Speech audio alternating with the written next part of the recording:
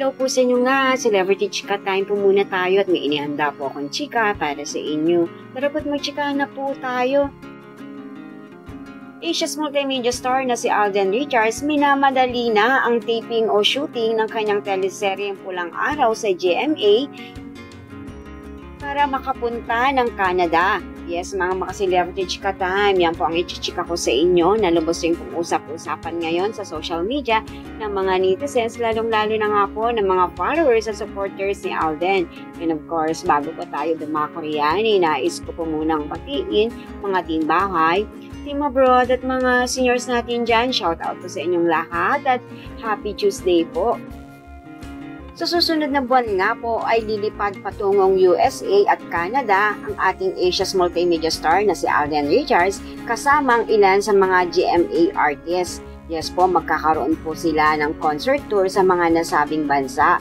Kung kaya't ito po ang nalalapit na pagkakaabalahan ng Asia's multimedia star sa buwan ng Agosto. Sa kasalukuyan nga po, di umano'y minamadali na ng Asia's multimedia star na si Alden Richards ang taping o shooting ng kanyang upcoming teleserye sa GMA Network, Ang Pulang Araw. Dahil na nga po, next month ay marami na po siyang nakabinbin na mga activities o event na magaganap sa ibang bansa. Kung kaya't kinakailangan tapusin po muna ni Alden ang kanyang mga commitments dito sa Pilipinas bago po makaalis ng bansa. At isa na nga po rito ang kanyang teleserye.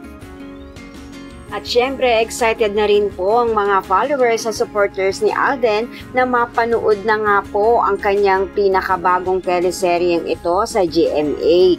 Lalo na at nakikita na nga po nila ang kakaibang concept o tema ng nasabing teleserye.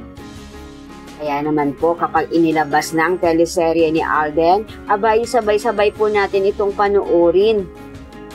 Yan po ang aking chika days for today. Salamat po sa inyong panunood. Huwag po kalimutang mag-subscribe. Pwede po mag-comment sa ibaba.